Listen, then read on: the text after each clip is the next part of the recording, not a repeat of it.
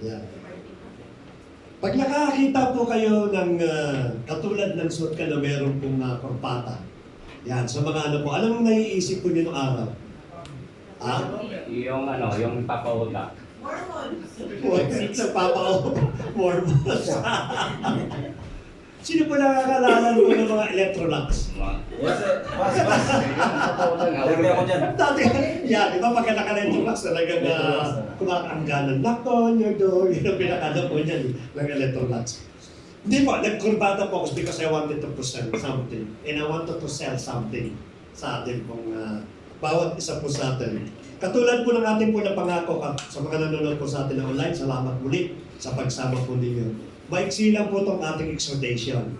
Then, dadako po tayo sa part 2, which is yung ating seminar about the evangelism. Amen. Yan ang maganda po. At gagawin po natin 2 or 3 parts as much possible, paiiksin po natin para magamit kaagad po natin. So, expect, there is a part 1, there is a part 2, I don't know if there is a part 3. So, ginagawa po natin yung ating po model. But for the meantime, tayo po muna sa ating po maiksing exhortation. Sa yung ating pong slide. Kuya, sandali lang po. Sa ilalim po yata. Yung po ano. Ayan. Nakasaksak po ayan. Okay, yan. Okay, salamat po Kuya Jeff sa ating pong husay na IT ngayon. Talaga naman, talagang nakaka-encourage, no? Na dating tahimik. Eh ngayon po ay kasama na po natin sa IT. Kaya yung mga tahimik po dyan, i-image po kayo at ihipong kayo ng Lord sa ating Panginoon. Anyway, let us proceed para po mas mababa yung ating oras sapagkat meron pa akong part 2. Sa mga umapanaw o bago pumanaw, ano po normally ang madalas na ginagawa po nito? Sino po makakaguess? Come again? Anointing? Ano pa po? Huling nabilin. Ano yung huling abilin? Last New Testament. That's correct. Talaga si Kuya Jeff talaga. Si Kuya Jeff yun. The last will. Nabasa pa lang sa isla. Mananiwala na sana kami. Ano na sana? The last will and testament. Normally, pag binabanggit po natin yung last will and testament, ang pumapasok sa atin, mayaman, sa Amerika, sa Europe na country, pero sa Pilipinas, bibihira po ang gumagawa po ito. Kung baka sa atin, nakapasa nila sa tiwala, no? Tiwala, sa'yo, bibigyan. Pero hindi niyo po ba alam that the last will and testament ay isa po napakahalagang ibibigay mo bago ka umalis sa mundo ito. Maganda po ito sapagkat yung nilalaman po nito, malaki ang pakinabang doon sa tatanggap ng pong pinagsalinan. Ito man ay kayamanan, instruction, bahay, properties, etc. Napakahalaga po yan. Bakit po? Ano po ba yung last will and testament? Yan. A last will and testament, it is a legal document that communicates a person's final wishes pertaining to their pertaining their assets or businesses. In short po, yung tao pong papanaw, gagawa po siya ng last will and testament in order na ibigay ano ba yung mahalagang bagay sa kanya. Normally kasi pagka last will and testament, ang pumapasok sa atin, alam niyo na, pera, kayamanan, but hindi po. Ang last will of testament, it is the final instruction na aalis po doon sa kanya pong pagbibigyan. At normally po, the final testament or the will and testament, it involves about the closeness of relationship. Kaya pa sinasabi po nila na pagka ikaw daw po yung ampon, bibihira, maliit yung parte mo kaysa sa tunay na anak. In a biblical essence, hindi po tayo ampon, nakakonti lang po. Kung ano po yung minana ng tunay na anak, siya rin po mamalahin po natin. But in the word, in this word, ganun po nangyayari po. Ampon ka, konti na mapupunta sa'yo. Mostly po, ano ang papunta ng malaki sa asawa, then later on sa mga anak at sa mga apo po. No? Ito po ay paghahabilin ng isang kung mahalagang bagay ito sa tao para ibigay sa bawat isa po sa atin. Ano pa po yung last will and testament? Yan. A last will and testament can also handle matters involving dependence. Ang ibig sabihin lang po niyan, na kaya pala niya binibigyan sapagkat gusto niya yung dependent, yung tatanggap ng kanyang umana, ay magkaroon po ito ng instructions how to continue yung ibibigay po doon po sa beneficiary. Kano pong pinakano po niya. Kala kasi natin yung pong last will and testament, napakasimple lang po. Pagkasali, pagkapirma, okay na. Hindi po. Kaya binabasa nung pinaka-legal na lawyer, normal lawyer po yan, binabasa kung ano yung mga condition na dapat niyang gawin doon sa iiwan sa kanya.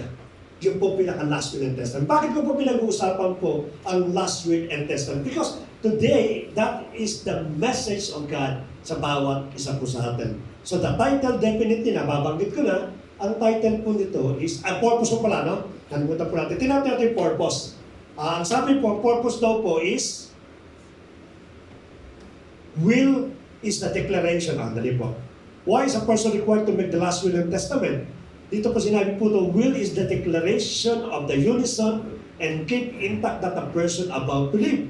While yung testament po, it become illegal.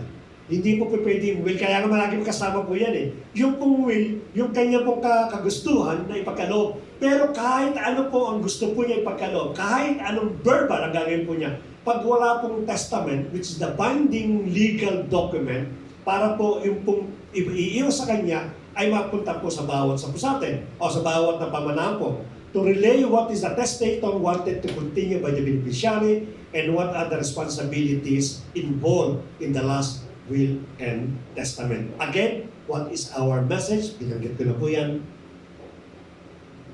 Yan, the last will and testament. Sino po ang may last will and testament sa Biblia? Yes, it is the Lord Jesus Christ. Ngayon, kung meron po siyang last will and testament, kanino niya po yan ibinigay? Itong last will and testament. Sapagkat napaka-importante po na sinuhin po natin kung sino ang binigyan at sino po ang tumanggap. No? Magkaiba po yung binigyan at magkaiba po yung tumanggap. Meron po akong regalo, gusto kong ibigay kay Kuya Arnold at Kuya Regan dahil birthday nila, yun po ang binigyan. Ngayon, it depends on them kung tatanggapin po yung regalo. Kaya magkaiba po yan. Aalamin po natin kung sino po ang binigyan at sino po ang tumanggap. Sapagkat napakahalaga po itong last will and testament ng ating pong Panginoon.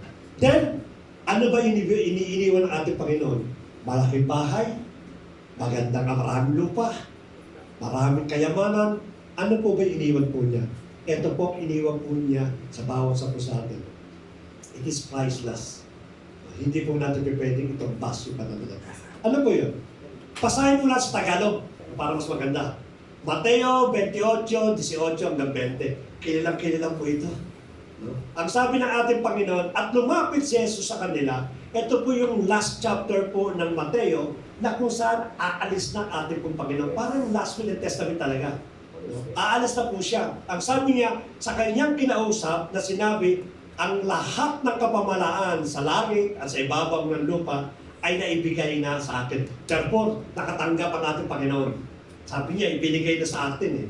Yun po yung kanya pong gustong ibigay naman sa atin. Sundan po natin yung 19.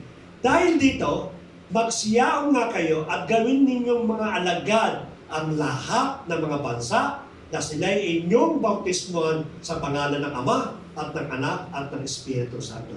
Ang ipinagkaloob pala sa ating Panginoon sa Kristo, yung spiritual blessings na kanya po nag-ministry. Ngayon, ang ginagawa naman niya, aalis na ako, ibibigay ko naman sa iyo. Ang sabi po doon, ang sabi niya, bautismo, gawin yung alagad ang lahat ng bansa. Hindi po sinabi dyan yung inyong kapitbahay, kundi lahat ng bansa. Ito po yung pinaka-essence, pinaka-heart ng ating pong last will and testament po ng ating Panginoon. At bautismo sila sa pangalan ng Ama at ng Anak at ng Espiritu Santo. So somehow, yung doctrine of Trinity binabanggit po rin sa Mateo chapter 28 verse 19.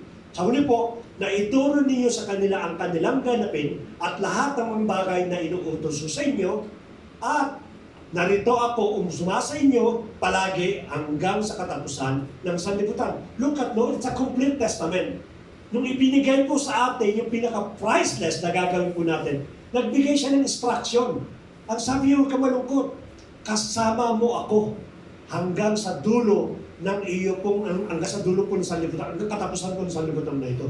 So nangangahulugan, ibinigay ng ating Panginoon, there is an instruction.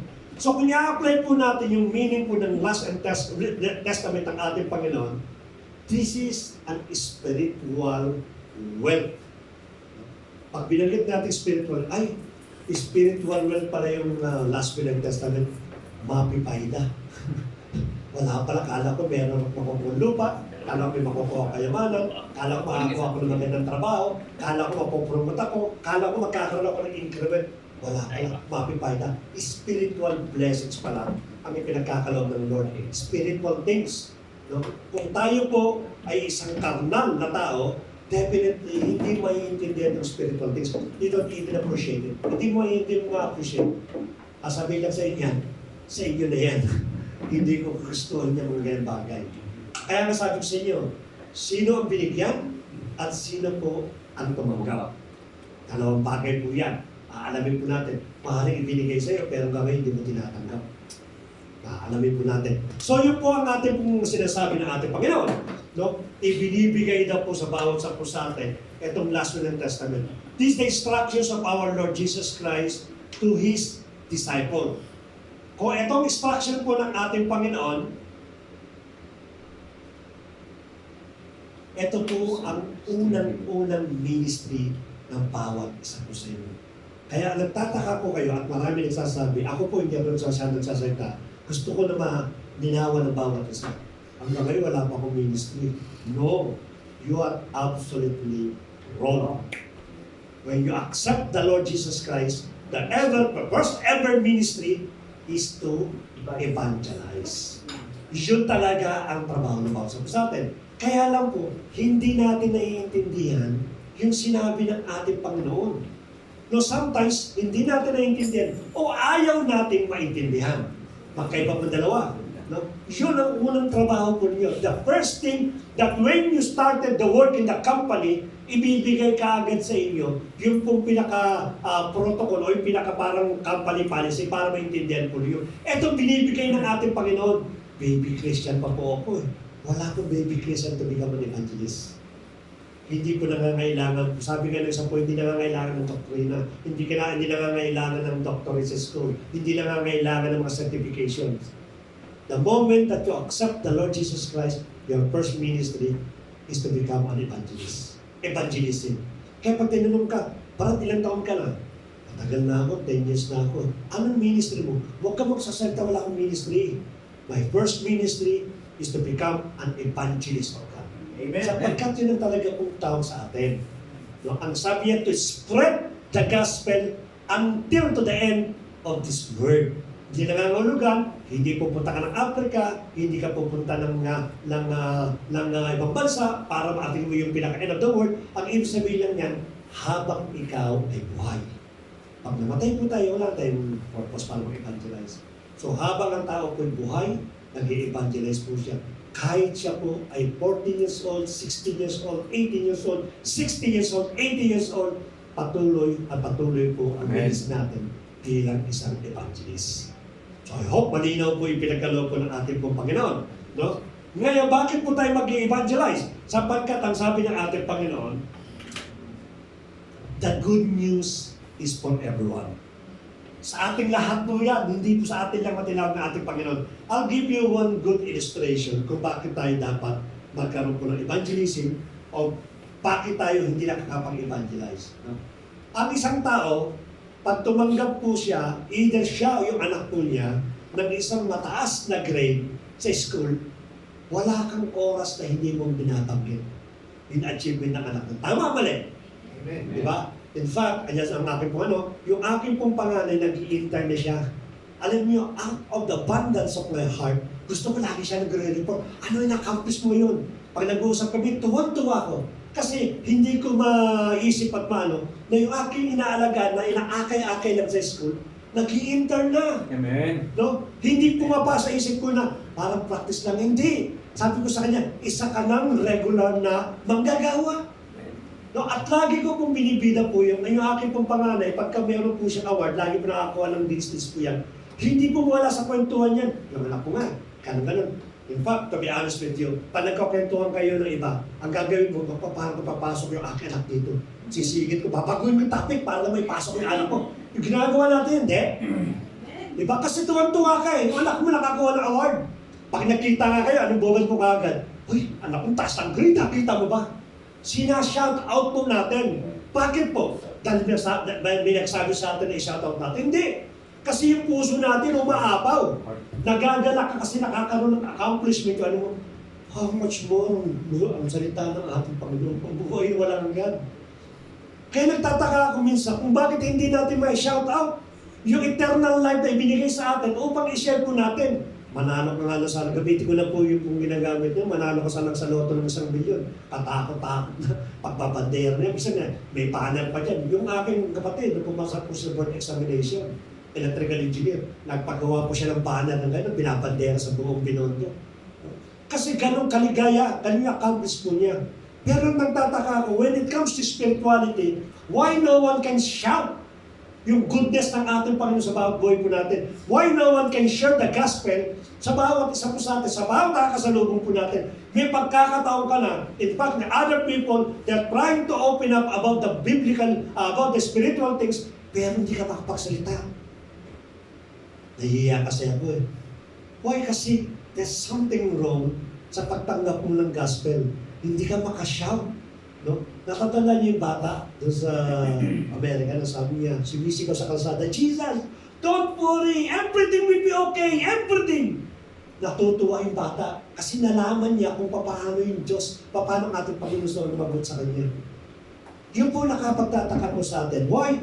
We cannot shout the goodness of God sa bawat isa po sa atin.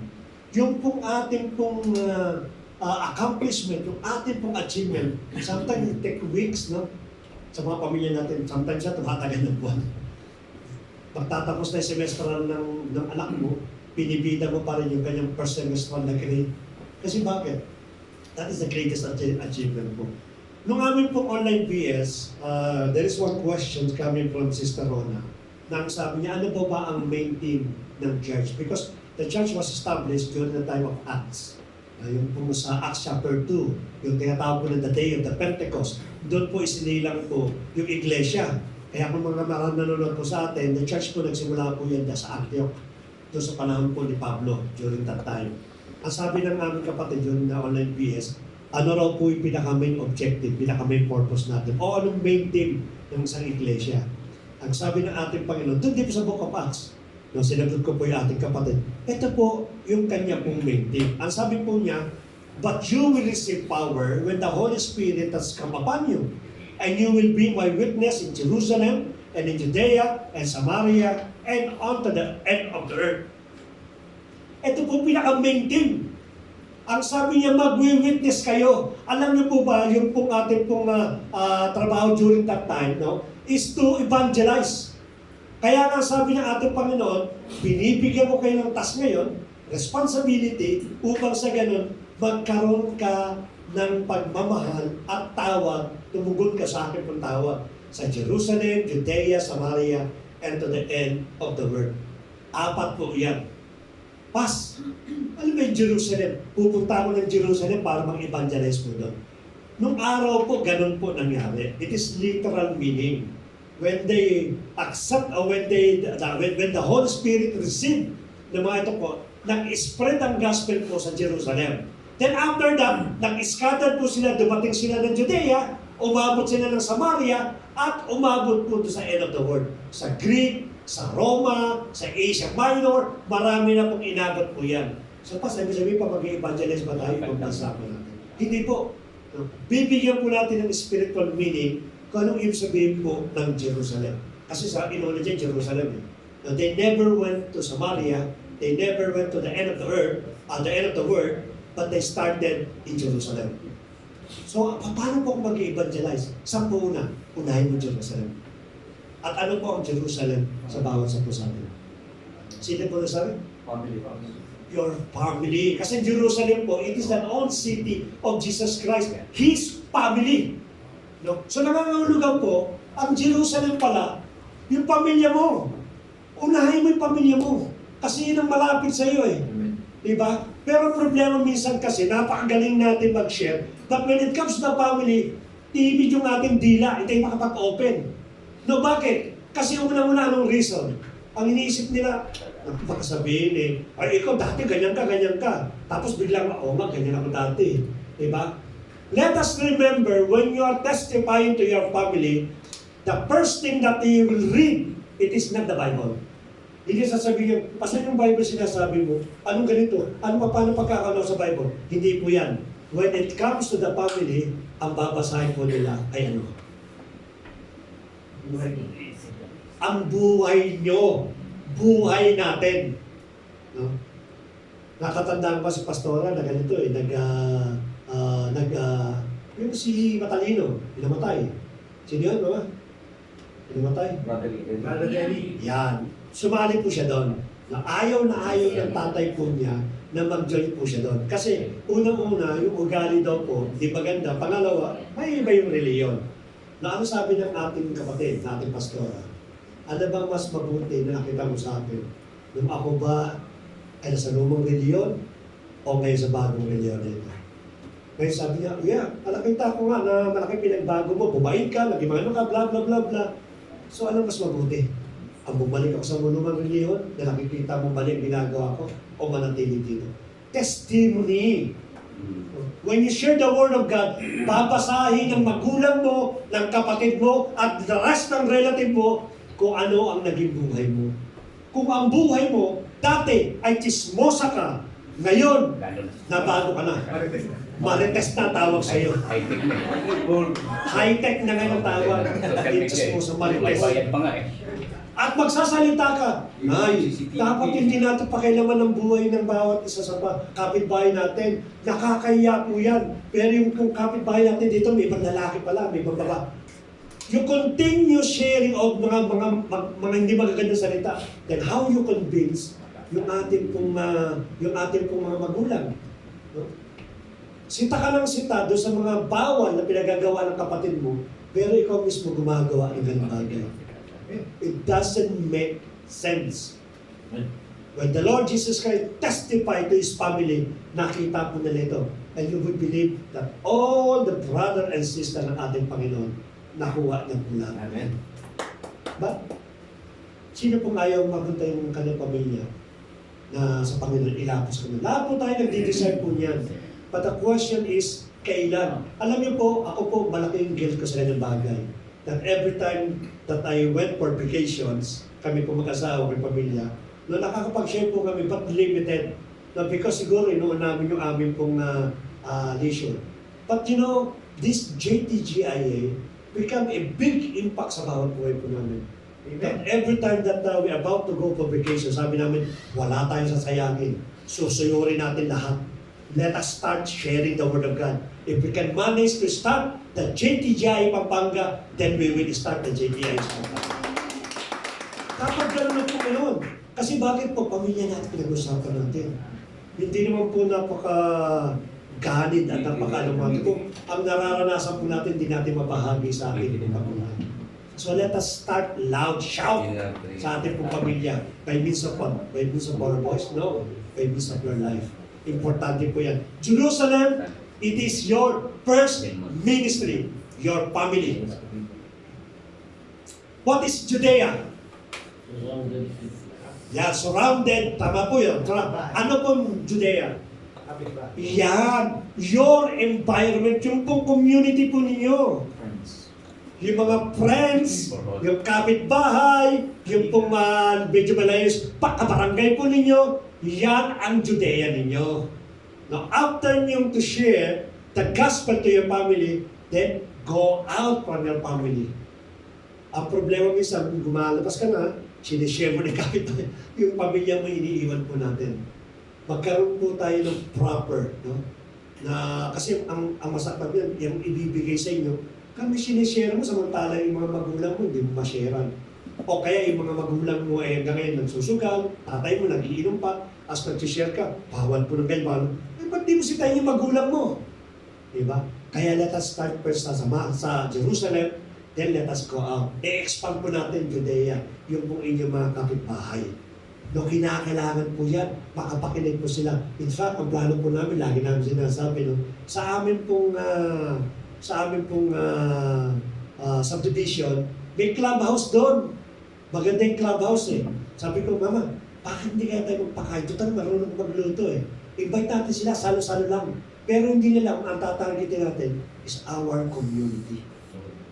Para makapagtayo tayo. Malay mo, may mga born again dyan. Ay, ang ganda ng ginawa. Pwede ba every Sunday gawin natin yan? It will start. No? Marami pong kaparaanan. The most important, magkaroon po tayo ng burden sa kapitbahay po ninyo. Kahit ang kapitbahay po ninyo ay bungangera, share niyo po ng Word of God. Matuto po siyang magsabi ng chismis about the Word of God. Importante po yan. Alam niyo po ba yung impact ng isang tao sa community? Napakalaki po yan. Pag nakita nila na, halimbawa, ikaw yung naglalakad, naranasan ko po yan sa aming po lugar. Pag ako po yung naglalakad, during that time, naitamid ko ako, pag may naglalakad yan, ang ginagawa ng mga tao na kagit sa akin, tinatago yung mga alak. Noong araw pa, ang tawag doon, 4 and 1. Ano yung may 4 and 1? 4 na beer, isang hinega. Tinatago po nila. Bakit si pastor ang tawag sa akin ng araw. Tago siya ng ganyan. Yung impact mo sa kanila, dapat ganun. Hindi pag dumadaan ka, ay, hindi ano kayo yan, iinom pa yan eh. Hindi yan, walang testimony sa buhay niya yan. So, hindi po maganda. Dapat po makita po kagad natin doon sa community na meron tayong nilalagay na boundary when it comes sa mga bagay na hindi po tama. Matuto tayo sumagot ng no sa mga bagay na hindi naayos sa ating Panginoon. Sapagkat napaka-importante po yan. Judea is your second mission, our neighborhood. Pangatlo po, ano po? Ayan, community na kayo po. Pangatlo, Samaria. Samaria kasi it is the greatest enemy yung mga Jerusalem yan, mga Hudyo. Kaaway nila yan. Kaya nga yung Samaritan movement ayaw pakausap kahit sa Panginoon sa Kristo. Bakit? Bakit kinakausap mo Samaritana yan eh? So wala pong relationship ang Samaritan at ang mga Hudyo. May away po sila. So sino po itong Samaritan na dapat nating evangelize? Kaaway. Yan. Kahit kaaway mo, sharean mo, Pastor, ang tagal na akong sinisira ng tao na yan. Ayaw makita pagbumuka po niyan. That is your Samaria. Puntahan mo. Share mo ng Word of God. Ay, pag nakita ko, talaga namang halos pagtabuyan na ako. Hayaan mo siya magtaboy. Patuloy ka lumapit sa Kanya. One of these days, God will touch the heart of that person. Eh kung paano during that time, nahingi po ng, anak, dahil sa tigas ng butot tayo sa pagpapasakit sa iyo, ihipoy ko na siya at lalambot ng puso niya parang si Pero. And during that time, sawang-sawa na ako dyan. Ayoko na dyan. Bahala ka maputang na impyerno. Then sino po natalo? Ang sabi ng ating Panginoon, pag hindi mo raw binigyan ng warning ang isang tao, yung kanya daw blood is accountable to you. Kaya napaka-importante po. Wala tayong pipiliin, even our enemies. They deserve also salvation. They deserve gospel. Ang ating Panginoon nga, katulad ni Stephen, pinakalaan natin, di ba? Pinapato na siya ng kaaway niya. Galit na galit sa kanya. Ano sabi ni Stephen? Panginoon, huwag mo silang isisi yung kanyang kasalanan. It shows ng kanya pong concern, even our enemies. Even our greatest nemesis or enemy, i-share po natin yung ating gospel. Sapagkat yun ang tinuturo po ng ating Panginoon. That is our last testament, last will of testament. And lastly po, the end of the earth. Sino po yung end of the world? Yan po ay lahat. Wala na po kayo sisigurin. Yan po ang trabaho po na bawat sa atin. To share your gospel to your family, to your community, to your enemies, at lahat na makakasama po natin. Kakilala mo man o hindi, dapat sinishare po natin yung Word of God. Start sharing the Word of God. Pag ikaw po ay nasa bata at may tumabis sa Pilipino nagtanong, that is your opportunity to share your gospel. Lagi po ganyan ang isipin po natin. Alam niyo po, nung araw po, may kwento ko lang, no? Nung araw po, nung ako pinag-aaral po ng college, kasi pagkatsabi po ay tinirain. Ang tawag sa amin dati is street evangelism. Ang gagawin sa amin, para kami mga pulubi. Pipick up kami sa school namin, tapos itatapo kami sa kalsada. Ito lugar mo, sweep mo lahat yan. Evangelize mo pinakano. Yung isa tatapon doon, kaya nasanay po ako sa street evangelism. No? Pagka napapasok po ako ng school, may hawak pong book at may hawak, tumawag kasi wala pang masyadong cellphone eh. Mahal na cellphone eh. May hawak po akong Bible. Tapos sa loob po ng Bible, may track po yun. Pag pag-upo ko po ng jeep, i-scanning ko na lahat yung katabi ko. Titingnan ko, sino ba itong target? Lord, bigyan mo nga ba na yan? Pag napinpoint ko na yan, bubuksan ko na yung Bible ko, ibigay ko yung track. At sabi ko sa kanya, mahal ka ng Panginoon. Kaya tayo nagkatagpo sa oras na ito, sapagkat mahal na mahal ka ng Diyos. Amen. Pakipasa mo itong track at makikita mo yung buhay na hinahanap. Ganun po ako lagi sa school. Kaya di po ako nawawalan ng track pag gano'n. Pagdating po sa school, sa amin pong college, meron kami isang malaking open court, uupo kami 4, magkukwentuhan na po kami yan. Sino sa'yo dyan? Ako ito. Ikaw sa'yo. Tatargetin na po namin po yun. Pagkatapos po maghihiwalay kami, uupo kami sa isang estudyante, we start sharing the word. You know, I miss that kind of prayer ministry during that time. Kaya minsan kung mapasok isip ko, siguro Lord, pag nag-resign ako, sa about time na uunahin ko yung kila Ate Arlene, aakatin ko yung buntot doon para mag-evangelize ako. Yun ang pinakano kasi, hinantag eh. Wala, sabi nga nung isang sabi ni testimony, sabi ni Aga Mula, sabi niya, doon ko na-realize na yung kayamanan ni Amaya Puentes, yung kanya pong pagiging sikat, yung kanya pong pagiging famous, lahat nasa kanya, baliwala pala. Nung nakaratay pag mamamatay na si Amaya Puentes, why should I wasted my life for this kind of mga bagay na wala namang panglaba? Diba? Amen. Pagtapos mo, anak, tapos ka na Saudi Arabia, tapos ka na sa GTGIA, lika, dadalhin kita doon sa bunto. Huwag na sa NPA, kasi medyo delikado po doon. Mayarap na, no? Kaya bibilang ni Ate Arlene, pas, wag dyan. Bakit maraming tao labas dyan? Dito tayo banda. No? Gagawin po natin po yan. Alam niyo po, medyo talagang hindi naman dapat ang naging design po ng bawat isa po sa atin. So, ano po yung ating pong challenge? Sabi kasi, whosoever knows the right things to do and fails to do it, for him it is a sin. Yung bagay na mabuti, hindi mo ginawa, kasalanan daw po yun. Kaya yung pag-i-evangelize, pag-i-share ng Word of God, it is mabuti po yan, pag hindi po natin ginagawa, ang sabi po ng James chapter 4, verse 17, kasalanan daw po yan. So what will be the challenge for today? Yeah. Ang challenge po, now you know what the Lord Jesus' last will and testament for you. The question is, what are you going to do? Diba? Alam mo, sa'yo pala ibinigay yung last will and testament. Ang question ngayon, are you willing to accept that last will and testament? Amen. Yeah? Dito lang namin amen. Ayaw ng pastor. Dapat po tayo lahat, sabi ko sa inyo po, ministry po natin, hindi nyo lang po maaaring naiintindihan sa oras na ito yung fulfillment na makapagbahagi ka ng Word of God at naidala mo sa iglesia. Napaka-very satisfying po yan. Diyan po yung feeling na hindi mo kayang bayaran. Pag nakita mo, especially pag nakita mo yung tinestify mo, na yung dinila mo sa Panginoon, na isa pa lang manggagawa na. No? Nakita mo, yan, in-invite ko yan. Tingnan mo, napakainit, manggagawa na. O kaya isa na palang sikat na TV, na TV evangelist. Ako natatanda ko yan, ako nag-invite dyan, hindi nakakilala yan eh. Ngayon, tatanong sa'yo, ikaw, ano ka ngayon? Wala, teka upo. Di ba nakakahiya? Di ba? In-invite mo, napakasikat na samantalang ikaw ngayon, nakaupo ka pa din. So let us wake up. Tinanggap mo, ano ngayon ang gagawin mo? Dito sa nabigay mo sa last week and testament. Maaaring nasayang din maraming taon mo. No, katulad ko, nagsayang po ako for so many years. No, maaaring Saudi Arabia tayo, pastor, dito kasi mayroon pag-evangelize. Hindi tama. Agree po ako doon. Hindi kami pwede mag-open public na evangelism dito. Sapagkat may patas dito, we should respect the law. Pero yung po nakatabi po ninyo at si Sharon po ninyo, I don't think na sasabihin mo lang, hindi kasi Saudi Arabia tayo. Reasoning na lang po yun. Huwag po kayo mag-public evangelism. Hindi po tama. Kahit ako, hindi po ka kasi ganun. Pero kung may katabi ka, may kasama ka, dapat sinishare po natin ng Word of God. Hindi pa po huli lahat. Iwan po natin yung nasayang na panahon.